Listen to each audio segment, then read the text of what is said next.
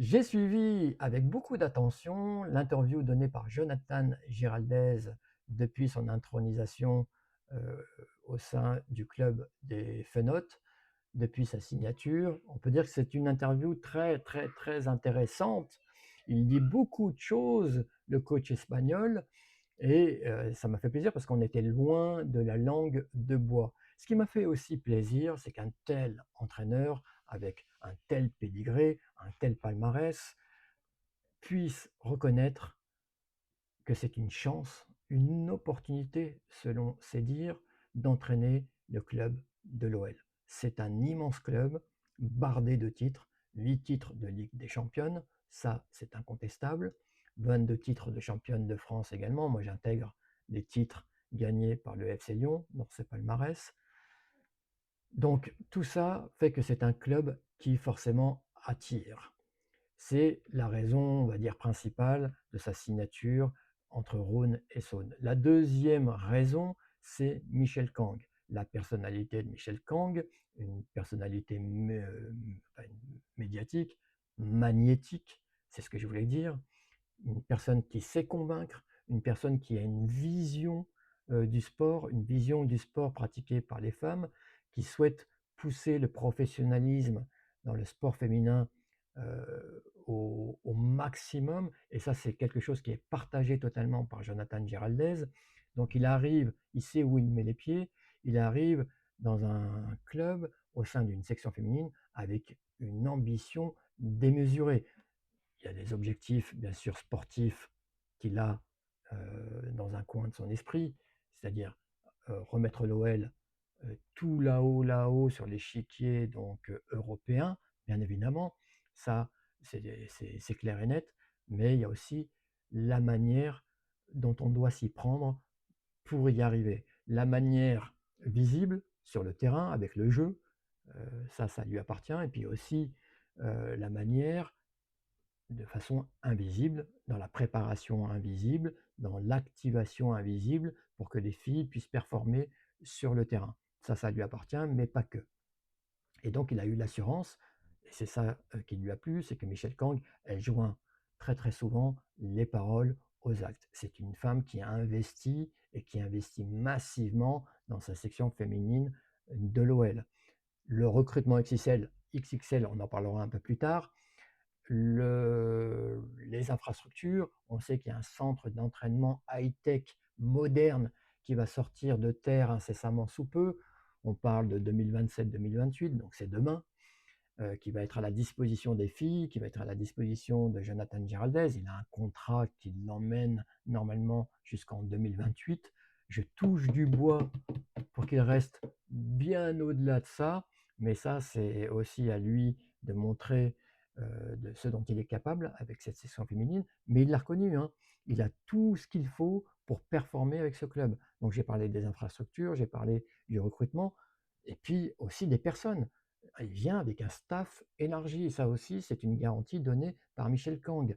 Elle le sait très bien. J'ai parlé de la préparation invisible, il y aura les séances d'entraînement, donc un staff technico-tactique étoffé, mais il y a aussi des praticiens pour la partie médicale, des diététiciens pour la partie alimentaire, nutritionnelle, suppléments, compléments alimentaires aussi, la partie psychologue aussi, enfin des psychologues pour la partie mentale. Donc le staff est étoffé, le staff est élargi, le staff est totalement dédié à cette section féminine pour qu'elle puisse performer sur le terrain. Encore une fois, tout converge vers ce carré vert, là où les filles doivent exprimer pleinement leur potentiel. Et il est très excité donc par cette mise en place. Il se rend compte finalement que le club continue d'évoluer. C'est pas un changement radical. Et alors, il a souligné le fait que l'OL, effectivement, était un club à succès, mais ce sont des succès du passé, hein. Le dernier titre européen remonte à 2022. C'est déjà, j'allais dire, la préhistoire, mais voilà, c'est pas hier, c'est plutôt avant-hier que le club gagnait. Aujourd'hui, le club est contesté. C'est plus cette Formule 1 qui déboulait sur l'autoroute du succès sans concurrence. Aujourd'hui, il y a des écuries puissantes, à l'image du Barça, qui a supplanté quand même l'OL en termes de référence du foot, du foot féminin de club. Et puis, il y a ces clubs anglais aussi qui montent en puissance et que l'OL voit dans son rétroviseur arriver très vite, à l'image d'Arsenal ou de Chelsea. Et demain, peut-être Manchester City et Manchester United. Donc, il faut continuer à évoluer, il faut continuer à pousser très fort dans le professionnalisme. Il faut que cette section féminine, vraiment, pousse tous ces curseurs, donc, au niveau de l'avant-gardisme, au niveau du professionnalisme, très, très fort et continue à être un exemple, une référence. Et c'est une chance pour nous, supporters, et je parle à ceux qui ont tapé sur Michel Kang, sur ses idées de vouloir, remodeler le logo OL Lyon, de vouloir se séparer, même de manière symbolique, du club de l'OL. Ô sacrilège, que ne fait-on pas à l'héritage laissé par Jean-Michel Aulas? Il faut savoir évoluer avec son temps et même parfois anticiper les choses, comme on le fait nous sur la chaîne Fatmir Football, bien évidemment. Donc, ayez confiance en Michel Kang, comme moi j'ai confiance en elle, et je vous le dis, c'est une chance inouïe pour le club d'avoir une telle femme à la tête donc de cette section féminine et aujourd'hui, en plus, à la tête du club de l'OL. Donc, enfin, réjouissons-nous de cette très très bonne nouvelle. Donc, il sait, maintenant qu'il ne faut pas se reposer sur ses acquis, hein, l'entraîneur, il l'a bien dit, et il faut sortir les filles de leur zone de confort. Il y a 3 défis pour lui qui sont clairs à relever. Le premier défi, c'est de créer une mentalité surpuissante, une mentalité spéciale au sein de ce club. Alors, il déteste, il l'a dit, se projeter très loin avec, l'équipe, chaque chose en son temps. La première étape, c'est le premier match, gagner le premier match au Groupama Stadium. Et il faut instaurer donc cette mentalité voilà, puissante, euh, homogène, avec des personnes disparates, que ce soit sur le terrain, les joueuses, mais aussi en dehors du terrain, avec le staff, des personnes aux horizons différents, avec des personnalités différentes, mais qui doivent tous tirer dans le même sens. Ça, c'est le premier défi. Le deuxième défi, c'est ce recrutement XXL. Alors, franchement, j'ai été vraiment étonné parce qu'il a adoubé totalement l'arrivée de toutes ces joueuses. C'est même quelque chose finalement qu'il a réclamé.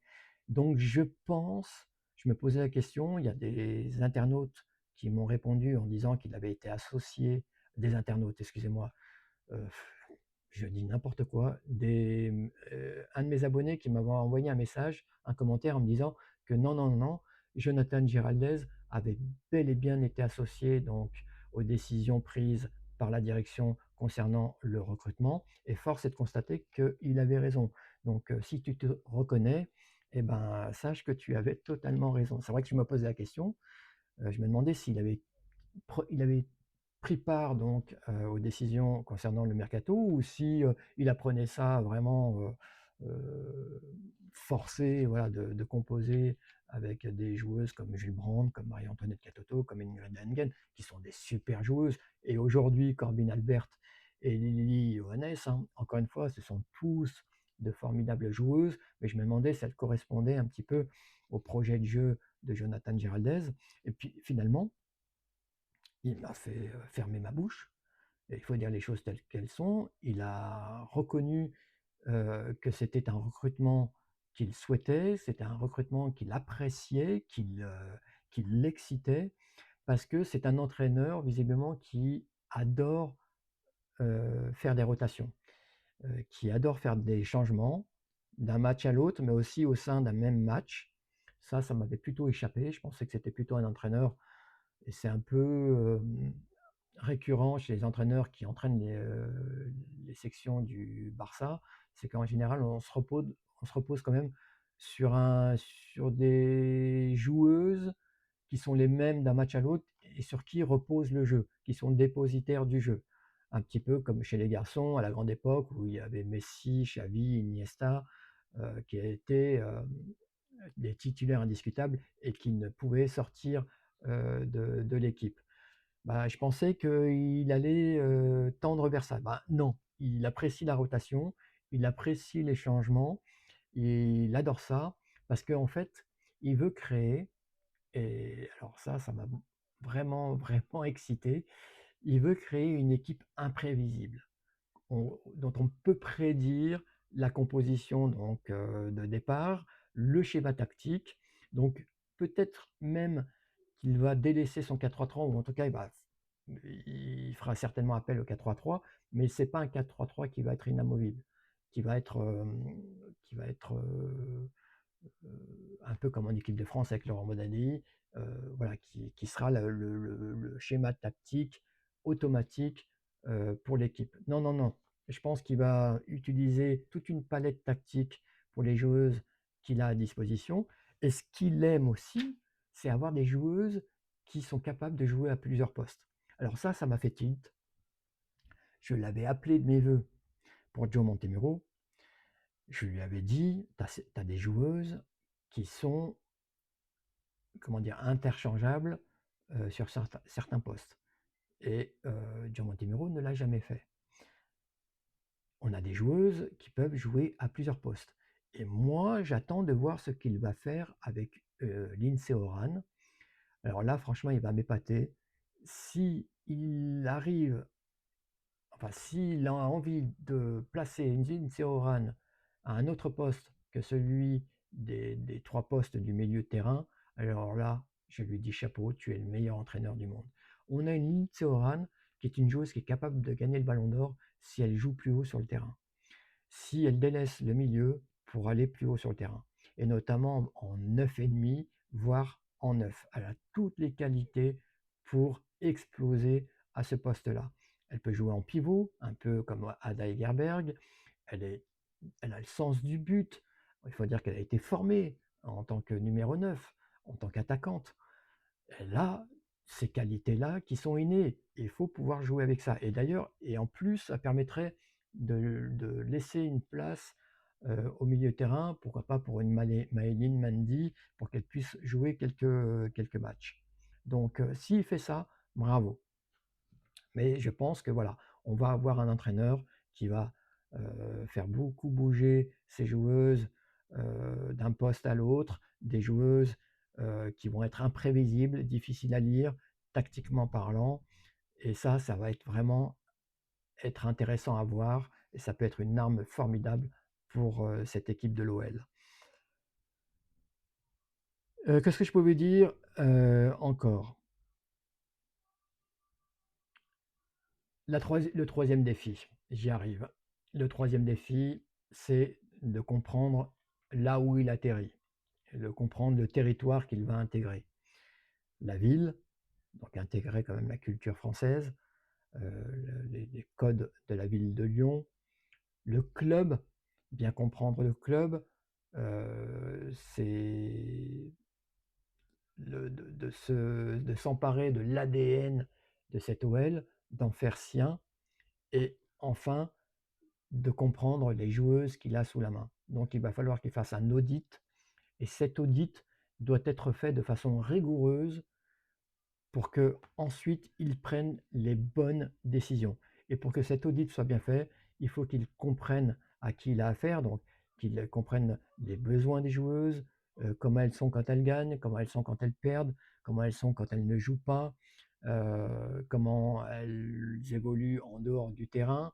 Tout ça, il doit l'intégrer, il doit avoir toutes ces données précieuses qui vont être de véritables indicateurs pour lui, pour savoir comment il va jouer, avec qui il va jouer, pour qu'il ait une équipe à la fin très performante. Je vais finir cette vidéo par mon sentiment concernant Jonathan Giraldez. Je vais faire un comparatif avec l'entraîneur précédent, le coach précédent, Joe Montemurro. Autant Joe Montemurro finalement était un entraîneur dogmatique, je vous renvoie à son cours sur sa tactique, la tactique qu'il avait mis en place avec l'équipe d'Arsenal quand il avait gagné le championnat d'Angleterre en 2019.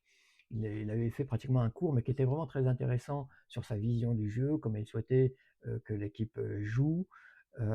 Et là, en fait, on se rend bien compte du dogmatisme de cet entraîneur australien qui ne tient pas compte, en fait, des caractéristiques spécifiques des joueuses qu'il a à sa disposition. Il met sa tactique en place, il met sa philosophie en place, et soit vous suivez, soit vous coulez. On a eu la réponse, hein, bien évidemment, avec l'OL, notamment en demi-finale contre Arsenal.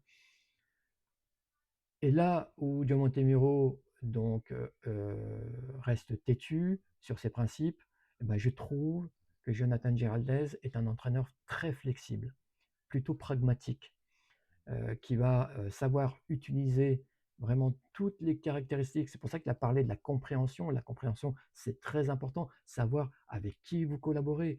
Et alors, pas qu'avec les filles, mais les filles, voilà, c'est des actrices sur le terrain. Il y aura aussi tout le staff autour de lui, la direction, et j'en passe, toutes les personnes qui sont autour de lui. Et il demande aussi au staff de bien comprendre aussi avec qui ils évoluent au quotidien et surtout avec les joueuses. Donc cette compréhension est super important pour pouvoir mettre en place ensuite sa philosophie de jeu. Là où Joe Montemurro partait de sa philosophie pour aller vers les filles, lui, il va plutôt partir des filles pour aller vers sa philosophie de jeu. Donc, on oppose pragmatisme au dogmatisme, et j'ai trouvé que cet entraîneur, eh ben, était vraiment très flexible, et que je pense qu'il va faire un carton avec l'OL. Dites-moi vous ce que vous en pensez dans la barre des commentaires. Si vous appréciez ce type de vidéo, les amis, je vous invite à vous abonner, à commenter mes vidéos. J'adore vous lire, je vous le dis tout le temps. Mettez des pouces, bien évidemment, hein, des pouces, et puis faites tourner également la vidéo, c'est très important pour le référencement.